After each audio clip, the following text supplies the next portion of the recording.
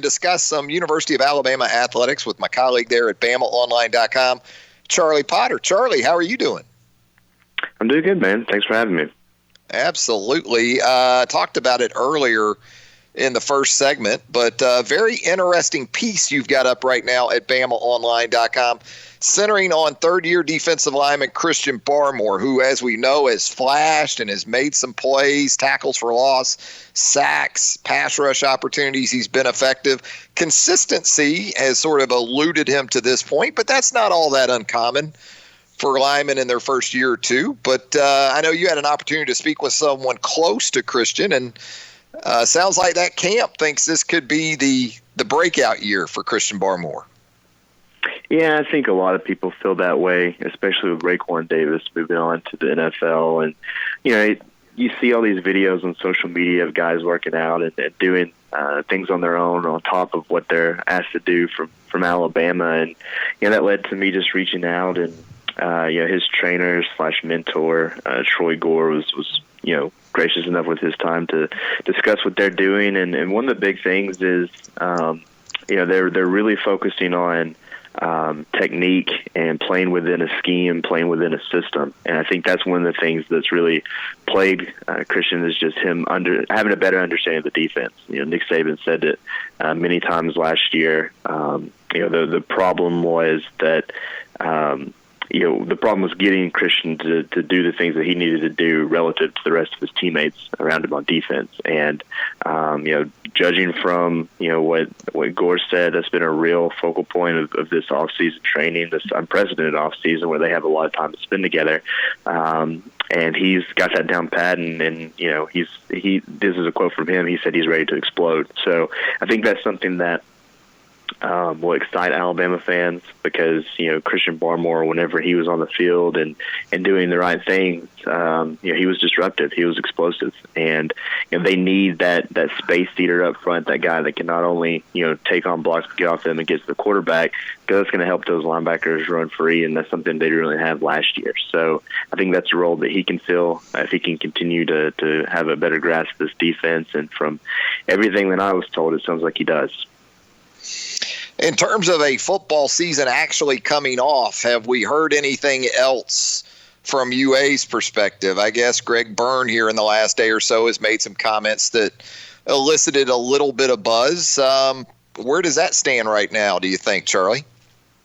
Yeah, I think everybody is still remaining optimistic that it'll happen on time and as it was originally scheduled.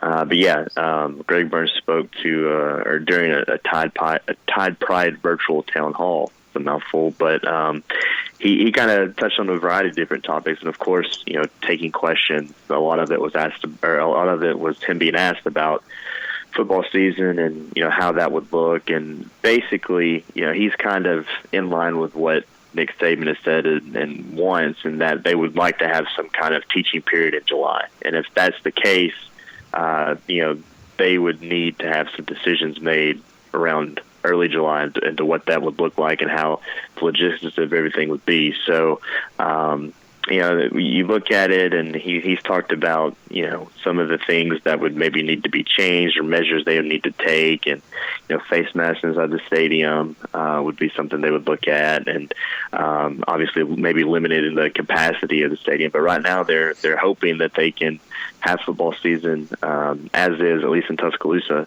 and have a full stadium. I don't know if that'll necessarily be the case. I think they've had discussions of what that might look like otherwise, but he remains optimistic, and he made a good point. It's not really on the same level, but Alabama fans have been pretty receptive of change. I think the clear bag policy and some of the things they've implemented over there that have been different and asked people to kind of go above and beyond.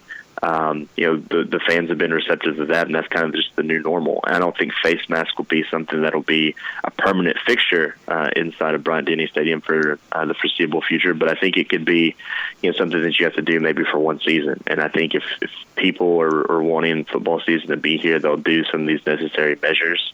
And it sounds like Alabama, Greg Byrne, Nick Saban, Dr. Stuart Bell, they're doing everything they can to have football season.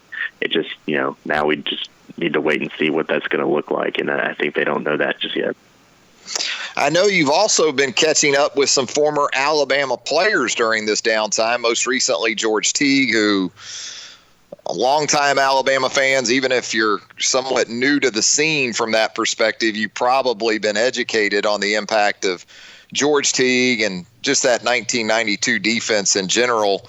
Thought it was interesting. You talked with him about how he would envision himself fitting in with an Alabama secondary today, and I thought his comments were about what I thought they would be, given the way that Bill Oliver at the time utilized George, and with his size and the different things he was able to do. What did you get from George? Sound like he was ready to talk.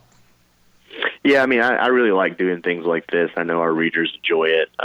It's just a chance to catch up and talk about a lot of things, whether it's what they're doing now, their career at Alabama, and just their perspective on Nick Saban and Alabama's current run. And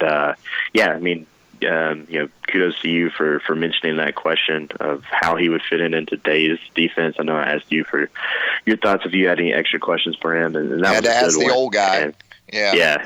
Ask the old guy about that stuff. Sometimes whenever you're 26. trying to get them interesting, you got to have a long list of questions, and it helps to reach out. But it was something that I think both of us, what he said was kind of what we thought, and he envisioned himself being more like a Minka or a Xavier McKinney that would fill multiple roles, that could play down the box or at corner or even at safety, and he considers himself a hybrid. And he talked about how, back in the day, if you were a corner, corners were supposed to look a certain way and you just played corner. Same for free safety, strong safety. But it's different now. The game and the players are evolving and they can fill multiple roles, and he thinks that he could do that. And it was just good to, just to hear his perspective on that, on Alabama football, to talk about that 92 team and just the camaraderie that they had that kind of set them apart from others. And, I'll have a few more of these coming up in the next couple of weeks, and it's always good just to catch up and to hear perspective from these former players. Yeah, really good stuff from Charlie with George Teague, and you can find it right now at BamaOnline.com. Now, Charlie, ready or not, I know we're starting some of our countdown pieces as well. You've been focusing on the Auburn Tigers, and also looking at a list of 35 most important players for the upcoming season. Let's start with the Auburn Tigers and that matchup for November, and Auburn looking to make it back-to-back wins over Alabama for the first time since Nick Saban's first year on the job back in 2007. What have you learned so far in the way too early aspect of kind of previewing the Iron Bowl for 2020? Yeah, it's always fun to take like a weekly look at these with just a glance at the team overall, and 5 players to watch. And later this afternoon, I'll have our way too early score predictions up. But you start with the season finale and work your way back. And just to be safe, because you don't know what football season will look like, I'm only doing SEC teams. But still, it provides you it's good to take this time now, because then you have a better understanding of the opponent whenever you get there for the season. But with Auburn, they return a decent amount of players. They're going to have to replace a lot on defense, though, losing Derek Brown and Marlon Davidson up front and several members of that secondary. I think the linebacker position is going to be the strength of that defense with KJ Britt and others there. But offensively, it's kind of the same story. They're going to have to replace a lot up front.